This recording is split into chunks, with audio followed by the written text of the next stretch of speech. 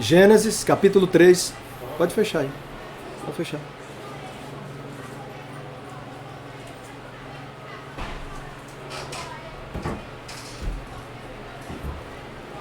Gênesis 3. Versículo 14 e 15 diz assim a palavra de Deus. Então o Senhor disse à serpente: porquanto fizeste isto, maldita serás mais do que toda fera, e mais do que todos os animais do campo. Sobre o teu ventre andarás, e pó comerás todos os dias da tua vida. Gênesis 3,15 agora. E porei inimizade entre ti e a mulher, e entre a tua semente e a sua semente. E esta te ferirá a cabeça, e tu lhe ferirás o calcanhar. Gênesis, capítulo 3, versículo 15. Muito tempo depois da queda, aqui foi a queda, e Deus disse que a mulher iria sentir dores de parto muito mais. A multiplicação dessas dores de parto seriam efetivadas na mulher. Não que a mulher não sentisse dor de parto, se ela não tivesse caído com Adão, mas que houve uma multiplicação dessas dores. Dores que quase insuportáveis, ok? O homem iria comer do suor do seu rosto, ou seja, ele iria ralar muito, trabalhar muito para poder se alimentar e viver. É isso que Deus disse. Mas aqui nós estamos vendo a consequência para a serpente. E diz, no versículo 15, porém inimizade entre ti e a mulher. A serpente não tem mais patas, rasteja, mas agora há uma inimizade entre a serpente e a mulher. Entenda que a serpente aqui é um símbolo de Satanás. E entre a tua semente e a sua semente. Esta semente te ferirá a cabeça e tu lhe ferirás o calcanhar. E aí, muito tempo depois disso, Deus vai falar com Abraão. Em Gênesis capítulo 12. Você está em Gênesis. Vá para o capítulo 12 agora. Abra a Bíblia. Gênesis capítulo 12. Abra a Bíblia em Gênesis capítulo 12.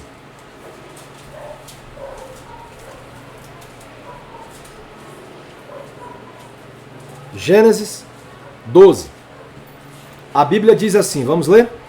O versículo 3, parte C. E em ti serão benditas todas as famílias da terra. Deus está falando com Abrão. Olha o versículo 3. E em ti serão benditas todas as famílias da terra.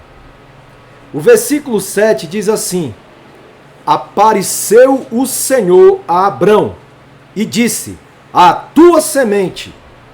Preste bem atenção nisso. Deus disse que a semente da mulher iria pisar a serpente. E no versículo 3 do capítulo 12, falando a Abrão, Deus diz que em ti serão benditas todas as famílias da terra. E no verso 7, quando Deus aparece para ele, diz: a tua semente darei esta terra. Abrão edificou ali um altar ao Senhor que lhe aparecera. Voltemos a Gênesis 3,15. Volte lá agora. Gênesis 3,15. Palavra de Deus, irmãos. Vamos olhar para a Bíblia. Preste atenção, nós estamos meditando nas Santas Escrituras, alimentando a nossa alma. Preste atenção. Não olhe para os cantos, olhe para a Bíblia. Não olhe para mim, olhe para a Bíblia. Você em casa também, pegue sua Bíblia. Olhe para a palavra de Deus. Amém? Gênesis capítulo 3, versículo 15. E porém inimizade entre ti e a mulher, e entre a tua semente e a sua semente. Numa tradução literal do hebraico, está escrito assim: e o semente dela. Olha só, o semente. Note que no hebraico não é feminino como no inglês, é masculino. Portanto, o semente é uma referência ao descendente de Abraão. Semente é o mesmo que descendente. É uma referência clara e direta ao descendente de Abraão. Vai ficar mais claro agora. Gálatas capítulo 3, versículo 16. Vamos lá? Gálatas. Depois de 2 Coríntios, tá? Atos, Romanos, 1 Coríntios, 2 Coríntios, Gálatas. Diz assim a Bíblia Sagrada. Capítulo 3, versículo 16. Ficará mais claro. Ora, as promessas foram feitas a Abraão e ao seu descendente. Está vendo aí? A Escritura não diz. Gálatas 3,16. A Escritura não diz. E a seus descendentes. Como falando de muitos. Mas como de um só. E a tua descendência. O teu descendente. Que é Cristo. Então o Espírito Santo deu a interpretação para o apóstolo Paulo, lhe fazendo compreender e entender nas Santas Escrituras que o descendente de Abraão, que a semente da mulher, Gênesis 3,15, é Cristo Jesus.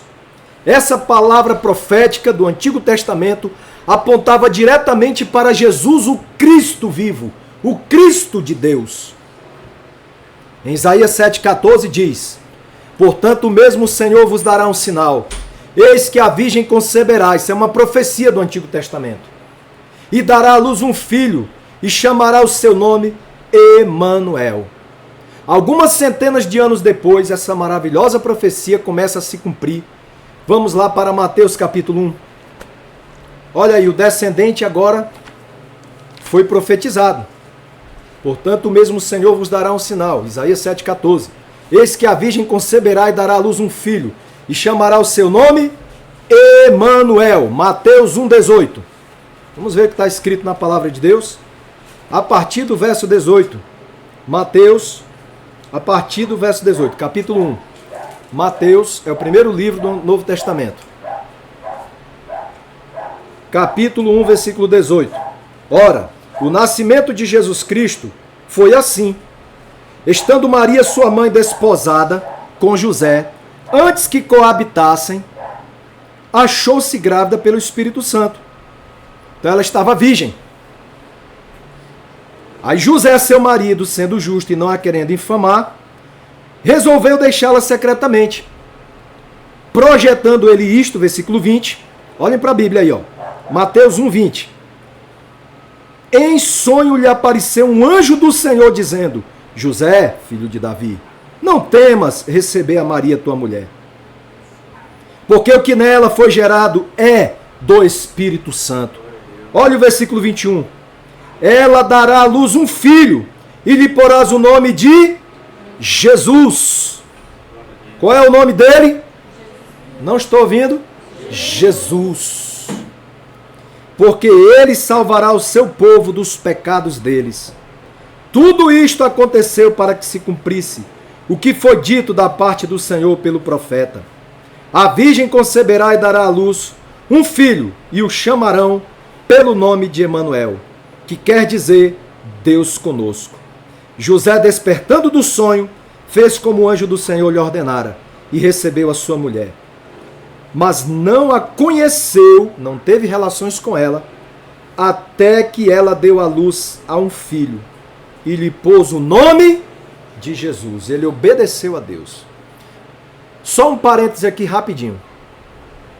Você vê que ele teve um sonho literal. Isso aqui nós chamamos de sonhos literais. Não teve interpretação nesse sonho. Não há nenhum simbolismo nesse sonho. Ele é literal. O anjo aparece e diz: olha, por que ele aparece no sonho? Porque foi um mandado de Deus. Porque ele pensou na sua mente: eu vou deixar Maria. Vou deixar Maria. Ela está grávida, casou comigo agora, não teve relação nenhuma e ela está grávida. E o Senhor conhece todos os pensamentos. Nada fica oculto diante de Deus. Você não consegue esconder absolutamente nada de Deus. Nada. Tudo que você está intentando no teu coração, Deus está vendo. E Ele vai intervir. Ouça o que eu estou dizendo. Deus vai intervir nesse seu pensamento que você está tendo. Sabe por quê? Porque ele também estava com um pensamento. E errôneo, errado. Porém, Deus viu que José não entendia nada, não sabia nada. E o que foi que aconteceu? Deus manda um anjo num sonho literal. E este anjo lhe diz: não deixe Maria. Por quê? Porque o que nela está é obra do Espírito Santo. É a semente da mulher. A mulher na qual estava se falando ali era Maria. A semente, o descendente de Abraão, Cristo, Jesus. Como em Gálatas capítulo 3 que nós lemos, verso 16. Entende, irmãos, como são os planos de Deus? Os planos de Deus são assim. Nós não entendemos, não compreendemos, não sabemos o tempo, e o tempo não é para ser sabido, mas para ser vivido. E aí os planos de Deus vão acontecendo. Vai acontecendo os planos de Deus, da forma que Deus quer. Então existem os sonhos que são simbólicos e os literais. E eu estou dando um exemplo de um sonho literal, onde o anjo do Senhor aparece e diz para José: não deixe ela, porque o que está nela é obra do Espírito Santo. Vamos ver agora o entendimento para se ampliar. Lucas 1. Mateus, Marcos, Lucas, capítulo 1. Lucas, capítulo 1, verso 26. Diz assim a palavra de Deus. Quando você procura Lucas 1, 26, beber uma água. Diz assim a palavra de Deus. Irmãos, nós precisamos ler a Bíblia. Precisamos ler a palavra. No 6º mês foi o anjo Gabriel enviado por Deus a uma cidade da Galiléia chamada Nazaré, a uma virgem desposada com um homem, cujo nome era José, da casa de Davi. O nome da virgem era Maria. Entrando o anjo aonde ela estava, disse: salve, agraciada, o Senhor é contigo, bendita és tu entre as mulheres. Aqui não era sonho, aqui foi realidade. Aqui o anjo Gabriel visitou Maria, a virgem. Porém, ela se perturbou muito com essas palavras. Considerava que saudação seria essa. Olha o versículo 30. Disse-lhe então o anjo: Maria, não temas, achaste graça diante de Deus. Conceberás e darás à luz um filho e por-lhe-ás o nome de Jesus. Este será grande e será chamado Filho do Altíssimo. O Senhor Deus lhe dará o trono de Davi, seu pai. Ele reinará eternamente sobre a casa de Jacó, e o seu reinado não terá fim. Olha o que vai dizer Maria no versículo 34. Leia comigo. Disse Maria ao anjo: como se fará isto, visto que não tenho relação com homem algum? Quer dizer, Maria estava desposada, estava, como a gente chama aqui no Brasil, noiva de José. Mas o noivado do Brasil é uma coisa, o noivado de Israel, principalmente nesses tempos bíblicos, era diferente. Uma vez que noivou, era como se fosse um casamento. Assinou o contrato, não tem mais volta. Aí o que aconteceu? Versículo 35, olhe para a Bíblia. Respondeu-lhe o anjo: descerá sobre ti o Espírito Santo, e o poder do Altíssimo te cobrirá com a sua sombra. Por isso, o ente santo que de ti há de nascer será chamado Filho de Deus. Será chamado Filho de Deus. Quer dizer, descerá o Espírito Santo e o poder do Altíssimo cobrirá a ti com a sua sombra. É isso que vai acontecer contigo, Maria. Você vai ser envolvida pela sombra do Altíssimo, o poder sobrenatural de Deus. Aí ele diz ainda: até Isabel, tua prima, concebeu um filho em sua velhice. Aí é uma concepção natural, normal. Ela tinha o seu esposo. Sendo este o 6º mês para aquela que era considerada estéril. Olha o versículo 37. Pois para Deus nada é impossível. Nada é impossível. Disse então Maria: eu sou a serva do Senhor. Cumpra-se em mim segundo a tua palavra. E o anjo ausentou-se dela. Veja que história linda e maravilhosa. O nascimento do nosso bendito Senhor Jesus Cristo. E ele nasceu. Lucas capítulo 2, verso 1 ao 7 diz assim: naqueles dias saiu um decreto da parte de César Augusto, ordenando o recenseamento de todo o mundo habitado. Este primeiro recenseamento foi feito sendo Quirino governador da Síria. Lucas 2:3 agora. Todos iam alistar-se, cada um à sua própria cidade. Assim subiu José da Galiléia, da cidade de Nazaré, Olha os planos de Deus, irmãos. Porque a profecia dizia também que ele nasceria em Belém. Correto? Para a Judéia, a cidade de Davi, chamada Belém, porque era da casa e família de Davi, a fim de se alistar com Maria, sua mulher, que estava grávida. Estando eles ali, cumpriram-se os dias em que ela havia de dar à luz. E ela deu à luz a seu filho primogênito, o envolveu em panos e o deitou numa manjedoura, porque não havia lugar para eles na hospedaria. Muito bem, irmãos. Vemos aqui o cumprimento profético. Lá em Gênesis, a mulher recebeu uma profecia de que dela viria a semente que pisaria a cabeça da serpente. Aí Deus fala com Abrão que o descendente dele, iria vir um descendente dele, que em Abraão, por causa desse descendente, todas as famílias da terra seriam abençoadas. As famílias de todas as nações da terra seriam abençoadas. Com o quê? Com a salvação que vem do descendente de Abraão. E quem é esse descendente? Gálatas 3:16 diz que é Cristo o Senhor.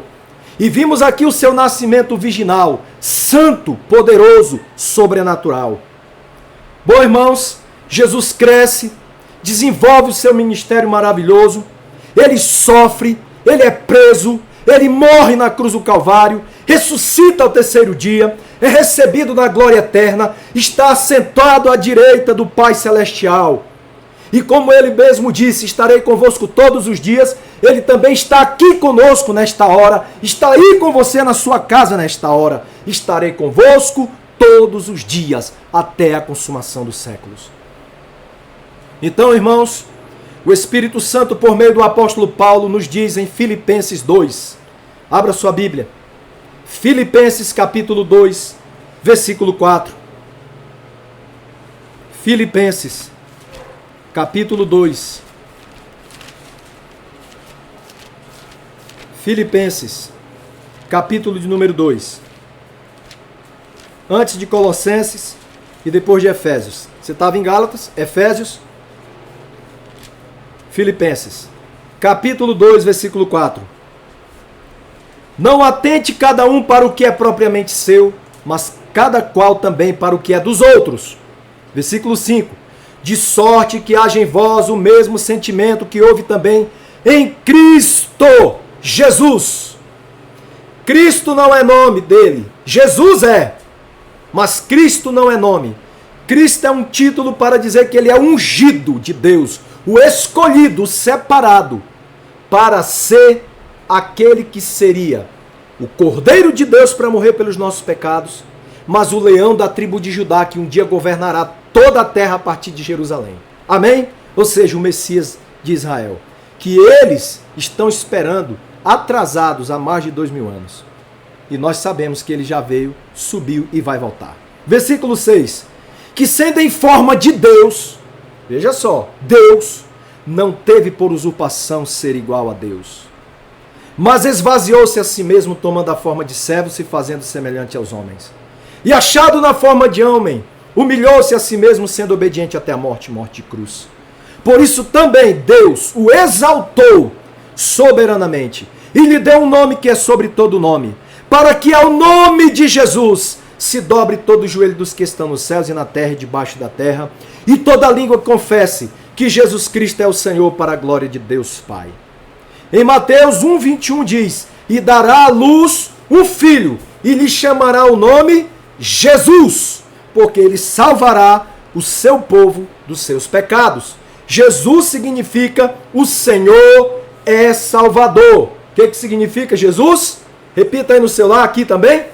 Jesus significa o Senhor é Salvador. 1 João 4,14. E vimos e testificamos que o Pai enviou seu Filho para Salvador do mundo. Portanto, eu quero dizer, você que está brincando com a sua vida espiritual, está brincando de ser crente, deixa eu dizer uma coisa para você. Está dormindo até fisicamente e espiritualmente. Preste bem atenção no que eu vou lhe dizer.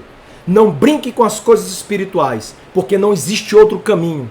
Só existe um único caminho. uma única verdade, uma única vida. Jesus disse: eu sou o caminho, a verdade e a vida. O que está vindo por aí chama-se grande tribulação. Não há mais tempo para estar brincando com as coisas espirituais.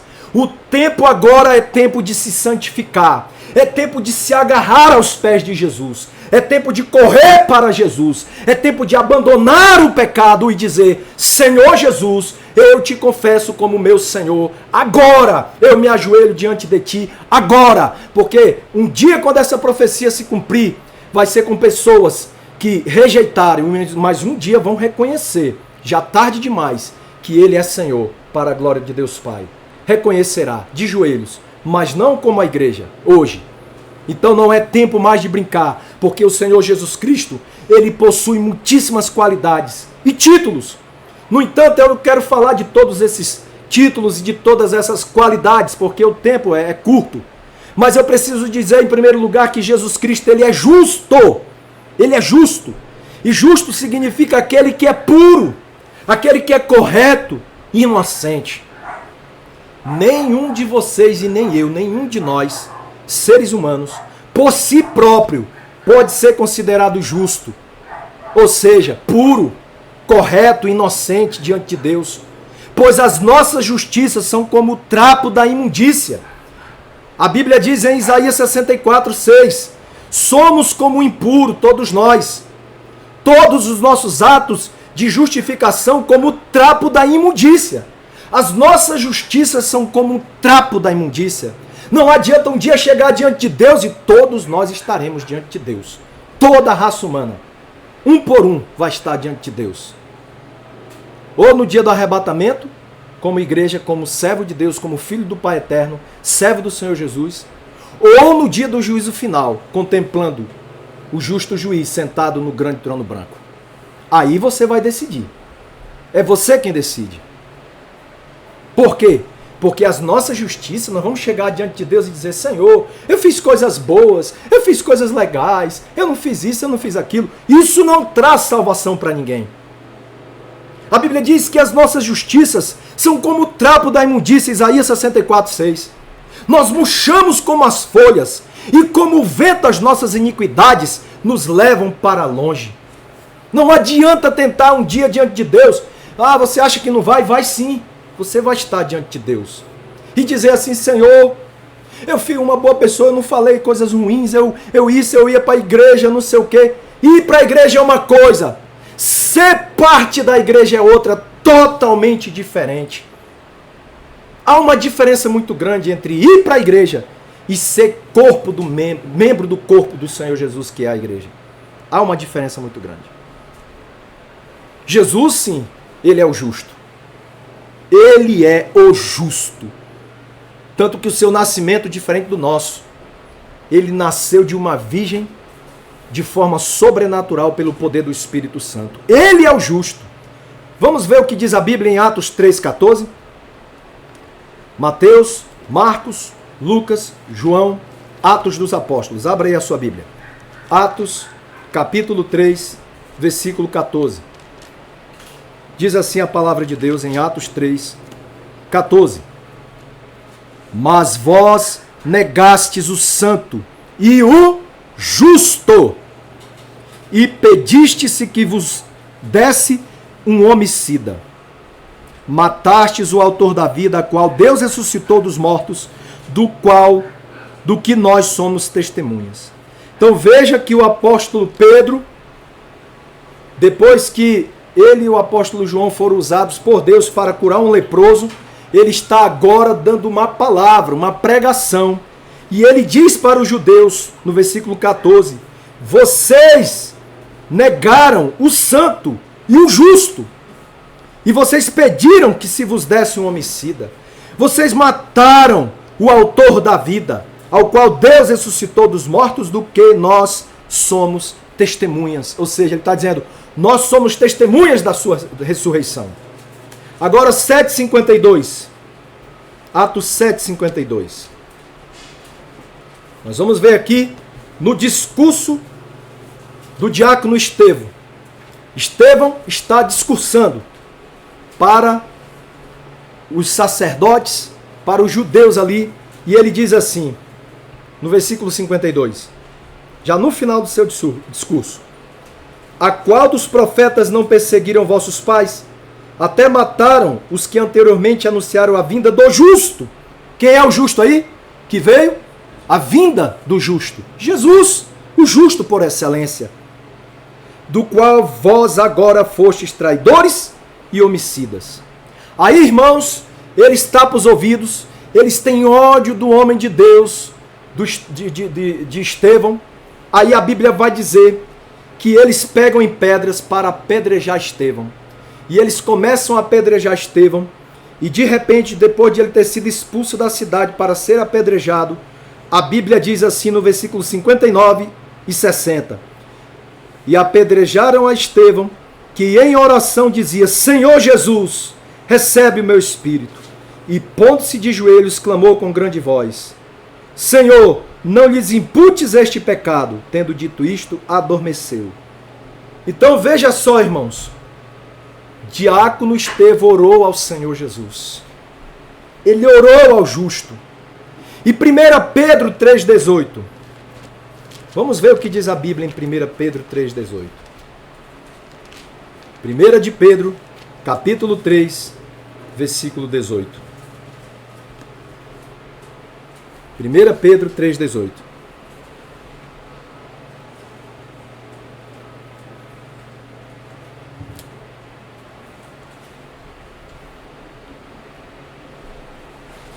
Agora aqui, a Bíblia vai falar de um tipo de justo diferente. Olha o que diz a Bíblia. E se é com dificuldade que o justo se salva, onde comparecerá o ímpio pecador?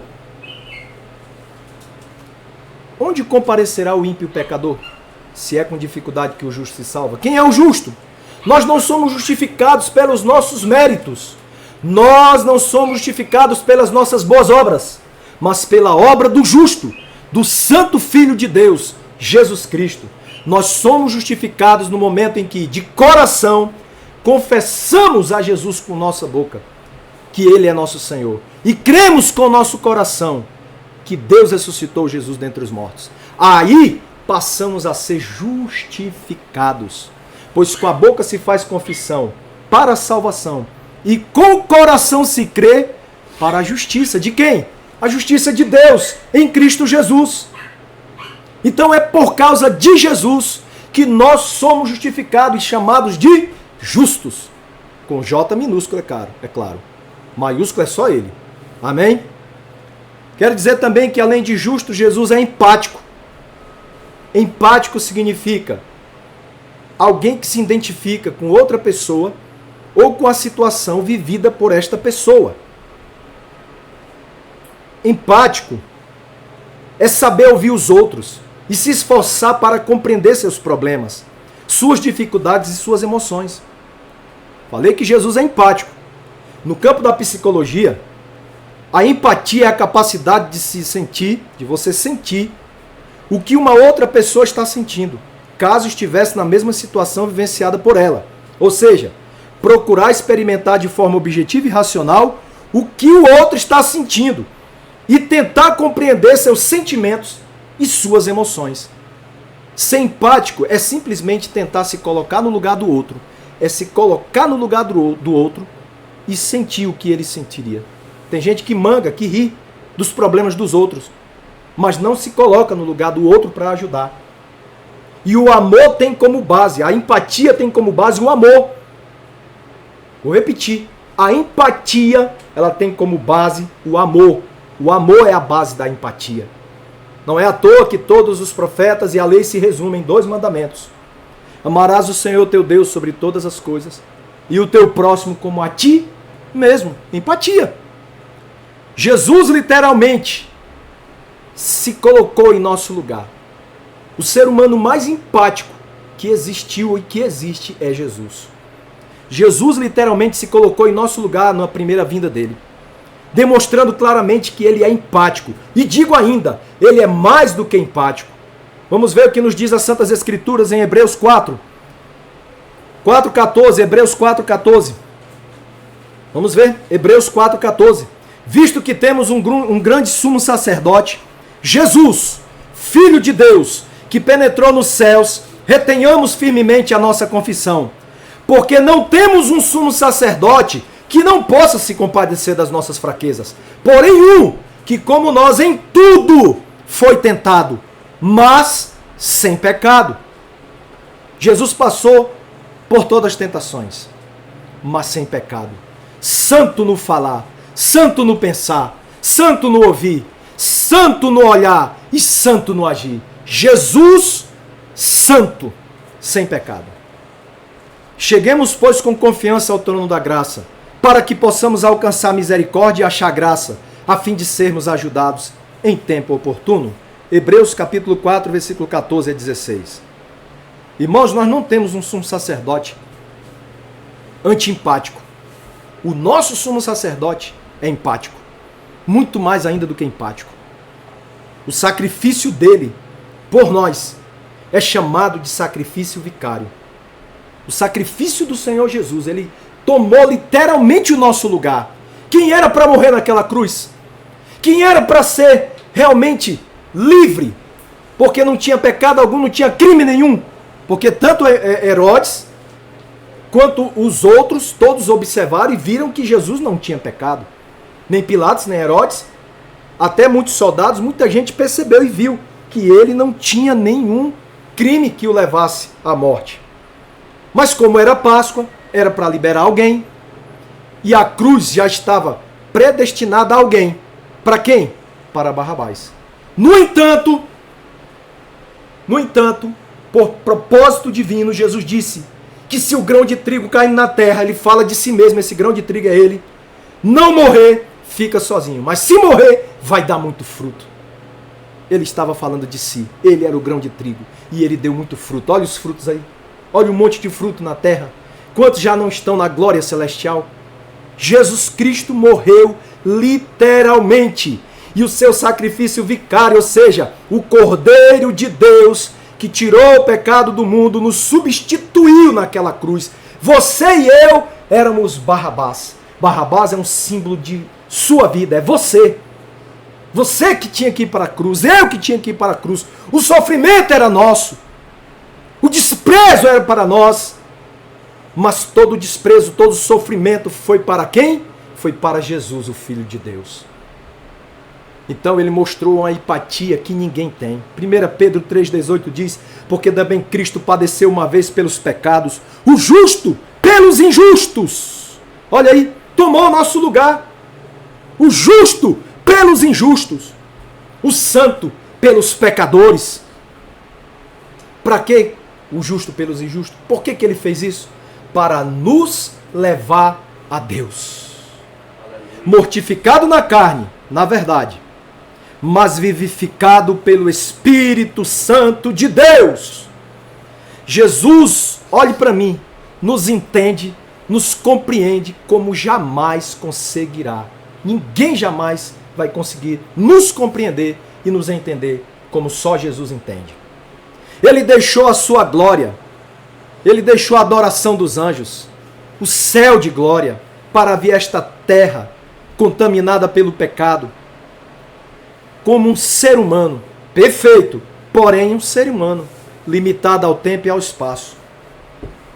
Diga teantropia. Repita na sua casa, teantropia. Vocês acabaram de falar grego. Teantropia. Duas naturezas coexistentes numa única pessoa.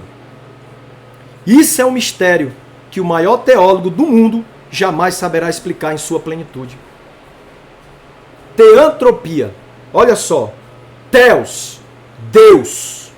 Antropos, homem. As duas naturezas coexistem na pessoa de Jesus. Uma única pessoa, duas naturezas. Quantas pessoas? Uma única pessoa. Só um único Jesus. Mas ele tem duas naturezas, até hoje. Nesse exato momento, sentado à direita do Pai, está Jesus. O homem perfeito. O Deus homem. 1 Timóteo 3,16 diz, sem dúvida alguma, grande é o mistério da piedade. Mistério da fé. Mistério da piedade é o mistério da fé. Deus foi manifestado em carne. foi justificado no Espírito Santo, contemplado pelos anjos, pregado entre as nações, crido no mundo e recebido acima na glória. Portanto, como homem perfeito, porém limitado ao espaço e ao tempo, Jesus como homem, eu estou falando agora como homem perfeito, ele entende e compreende os sedentos, pois ele mesmo teve sede literalmente. A Bíblia diz que estando na cruz ele disse, tenho sede. Aí embeberam uma esponja em vinagre, colocaram na ponta da lança e botaram na boca dele, ele não bebeu. Continuou com sede. Ele continuou com sede. Ele te entende, você que tem sede de salvação, mas não tem forças, ele está te compreendendo. Até a sede física, ele também entende. Hoje, a palavra é pregada e muita gente não dá valor à pregação da palavra. Mas quando chegar a grande tribulação, as pessoas vão procurar um culto tão simples como esse, uma palavra como essa, uma mensagem como essa. Eles terão sede da palavra, mas não vão encontrar. Andarão errantes de mar a mar, procurando a palavra e não vão encontrar. Hoje é dia de você matar essa sede da palavra, essa sede de salvação. Jesus entende e compreende os famintos, pois ele mesmo teve fome. A Bíblia diz que ele sentiu fome. Até depois da ressurreição, a Bíblia diz, irmãos, que ele entra dentro da casa, e a Bíblia vai dizer que ao entrar na casa ele fala, acho que é Lucas 24, vocês têm alguma coisa de comer? E todo mundo perplexo, porque tudo está trancado e Jesus está ali. E ele diz, sou eu mesmo. Vejam as marcas dos cravos. Um espírito não tem carne nem ossos como vocês estão vendo que eu tenho. O que vocês têm para comer? E eles, alegres e ao mesmo tempo atônitos por ver Jesus ressurreto, aí eles apresentam um pedaço de peixe e um favo de mel. Irmãos, Jesus compreende os famintos. E a Bíblia também diz que as pessoas andarão de mar a mar errantes, com muita fome de ouvir a palavra, mas não acharão. Aproveite agora. Mate a fome da palavra de Deus agora. Amém? Se entregue, se arrependa. Pois Jesus entende e compreende os cansados. Pois ele mesmo teve que dormir para descansar seu corpo do cotidiano intenso de trabalho para o seu Pai, o Deus eterno. A Bíblia diz que os discípulos iam atravessar naquela embarcação e de repente eles viram que Jesus estava cansado e não quiseram mexer com ele. E ele deitou na popa do barco e dormiu. Mostrou que Jesus estava cansado. Então ele era um ser humano perfeito, sem pecado, porém sujeito ao tempo e ao espaço, sujeito à fome, sujeito à sede, às intempéries aqui físicas desta terra.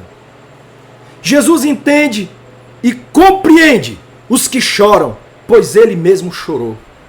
A Bíblia diz em João que quando ele chegou na presença de todas aquelas pessoas, as irmãs de Lázaro, que ele já estava morto fazia 4 dias, aí elas vieram, Senhor, se tu estivesses aqui, meu irmão não teria morrido.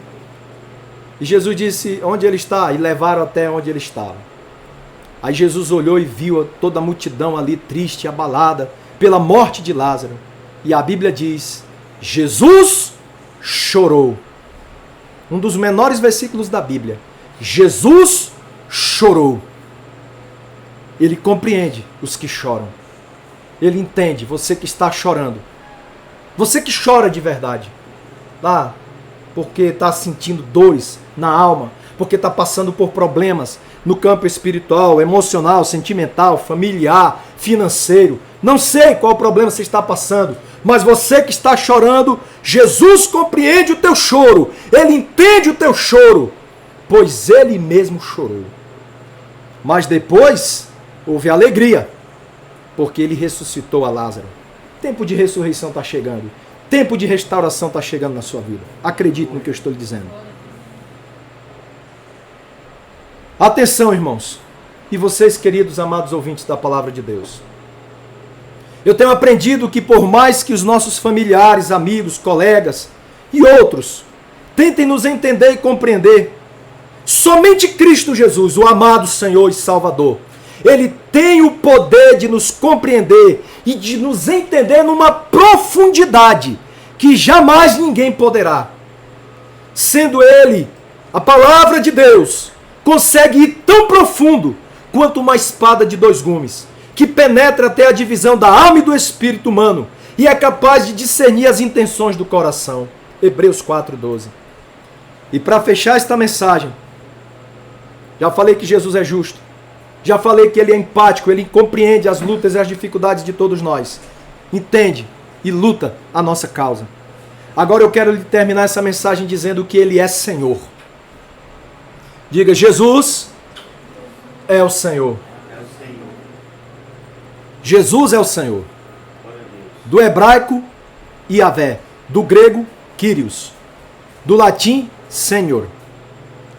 Esse é um dos muitos títulos do Senhor Jesus, o Cristo, que revela claramente a sua divindade, bem como o seu eterno e soberano poder sobre a igreja, o mundo e o reino a ser implantado no milênio. O apóstolo Pedro está pregando na casa de um romano por nome Cornélio. Atos 10. Abra sua Bíblia. Atos, capítulo de número 10. Atos, capítulo 10. Ele está pregando na casa de um romano, um gentil, por nome Cornélio. Ele teve uma visão onde um anjo apareceu para ele e disse que o Senhor está ouvindo as tuas orações e recebendo as tuas esmolas. Manda chamar Pedro. Aí disse o endereço, ele mandou chamar. Ele era um centurião, quer dizer que ele era um capitão, comandante de 100 homens da guarda romana, tá? Do exército romano. Olha o versículo 36. Pedro chega lá, está pregando, aí Pedro diz, Atos 10, 36. Conheceis a palavra que ele enviou aos filhos de Israel, anunciando a paz por Jesus Cristo. Este é o Senhor de todos. Este é o Senhor de todos. Pedro está dizendo, Ele é o Senhor dos senhores. Amém? Filipenses capítulo 2, agora é o apóstolo Paulo. Filipenses capítulo 2, versículo 3 em diante, ele diz, nada façais por contenda ou por vanglória, mas por humildade. Cada um considere os outros superiores a si mesmo. Não atente cada um para o que é propriamente seu, mas cada qual também para o que é dos outros. De sorte que haja em vós o mesmo sentimento que houve também em Cristo Jesus, que sendo em forma de Deus, eu disse que Senhor aponta para a divindade dele, ele é Deus. Não teve por usurpação ser igual a Deus, mas se esvaziou a si mesmo, tomando a forma de servo, se fazendo semelhante aos homens. E achado na forma de homem, se humilhou a si mesmo, sendo obediente até a morte e morte de cruz. Por isso Deus também o exaltou soberanamente e lhe deu um nome que é sobre todo nome, para que ao nome de Jesus se dobre todo o joelho dos que estão nos céus e na terra e debaixo da terra, e toda língua confesse que Jesus Cristo é o Kyrios, o Senhor, para a glória de Deus Pai. Isso acontecerá um dia. Hoje já acontece. Hoje a gente, de forma amorosa, voluntária, nos ajoelhamos e confessamos Jesus como Senhor da nossa vida. Se você não fez isso agora, amado ouvinte da palavra de Deus, faça. Se até hoje você está desviado, desviada, se até hoje você nunca tomou sua decisão por Jesus, faça isso hoje. Não jogue fora essa oportunidade. Amém? Senhor também é um título de reverência. Vou repetir. Senhor também é um título de reverência. Você está reverenciando Jesus quando você chama ele de Senhor, para com a pessoa dele, o Cristo, nosso Senhor Jesus. Quando reconhecemos o senhorio de Jesus em nossas vidas, estamos reverenciando ele, o tratando com respeito, com todo o respeito que ele merece. Em latim, Senhor significa chefe importante, príncipe e nobre. Nobre é o mesmo que elevado, digno, grandioso, distinto, excelente, honroso, sublime, superior. Portanto, irmãos, eu fico chateado, sinceramente, quando eu vejo que um irmão manda para mim assim digitado. É melhor você falar. Aí digita lá Senhor com S minúsculo. Irmão, tá errado, preste atenção na hora que você for escrever. Na hora que você for digitar, preste atenção. Não se escreve Senhor Jesus com S minúsculo, pelo amor de Deus. Isso não existe. Isso é falta de respeito com a pessoa do Senhor Jesus. Se você fizer um documento para um juiz e você colocar Senhor lá com S minúsculo, ele vai te chamar a atenção. Agora o Senhor dos senhores, o juiz dos juízes, o rei dos reis. Irmãos, está na hora de nós voltarmos ao primeiro amor por Jesus. É preciso voltar ao primeiro amor. Essa palavra agora é para a igreja. Igreja, volte ao primeiro amor por Jesus. O reverenciando, o amando, o tornando distinto e em primeiro lugar na sua vida. Eu pergunto, há alguém mais importante que o Senhor Jesus em toda a história dos seres humanos? Alguém? Algum Senhor mais importante do que Jesus em toda a história da raça humana? Não existe. É claro, meus irmãos, é óbvio que não existe ninguém mais importante do que o Senhor Jesus. Vamos ver agora o que a Bíblia diz no Salmo 24. Agora eu faço questão que você leia comigo. Salmo 24. Estamos finalizando. Salmo 24. Olha o que a Bíblia diz. Vou tomar uma água. Salmo de número 24. Do Senhor. De quem? De quem? Do Senhor é a terra e a sua plenitude. Plenitude quer dizer completude. Tudo é dele. Tudo é do Senhor. O mundo e aqueles que nele habitam. Porque ele fundou a terra sobre os mares e afirmou sobre os rios. Quem subirá ao monte do Senhor? Ou quem estará no seu lugar santo? Aquele que é limpo de mãos e puro de coração, que não entrega sua alma à vaidade nem jura enganosamente. Este receberá a bênção do Senhor e a justiça do Deus da sua salvação. Esta é a geração daqueles que buscam a tua face, ó Deus de Jacó. Levantai, ó portas, as vossas cabeças. Levantai-vos, ó entradas eternas, e entrará o Rei da Glória. Quem é este Rei da Glória? O Senhor forte e poderoso, o Senhor poderoso na guerra. Levantai, ó portas, as vossas cabeças. Levantai-vos, ó entradas eternas, e entrará o Rei da Glória. Quem é este Rei da Glória? O Senhor dos exércitos.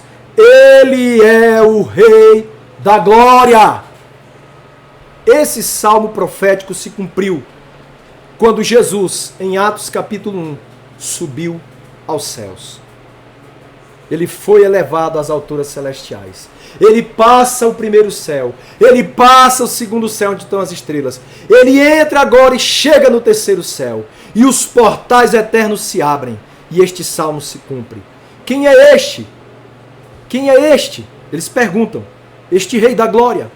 O Senhor dos Exércitos. Ele é o Rei da Glória. Glória seja dada ao nome do Senhor. Em Apocalipse capítulo 19, a Bíblia diz assim, para finalizar agora a mensagem. Isso aqui é a segunda volta dele, mas não é o arrebatamento. Aqui é no final da grande tribulação, quando ele for pisar no Monte das Oliveiras. Olha o que diz a Bíblia. Apocalipse capítulo 19, versículo 11 diz: E vi o céu aberto, e apareceu um cavalo branco. O seu cavaleiro se chama Fiel e Verdadeiro e julga e peleja com justiça. Os seus olhos eram como chama de fogo. Sobre a sua cabeça havia muitos diademas. Ele tinha um nome escrito que ninguém sabia senão ele mesmo. Estava vestido com um manto salpicado de sangue. E o nome pelo qual se chama é o Verbo de Deus. Versículo 14, Apocalipse 19. Seguiam-no os exércitos que estão no céu, em cavalos brancos e vestidos de linho fino, branco e puro. Da sua boca saiu uma espada afiada, para ferir com ela as nações. Ele as regerá com vara de ferro.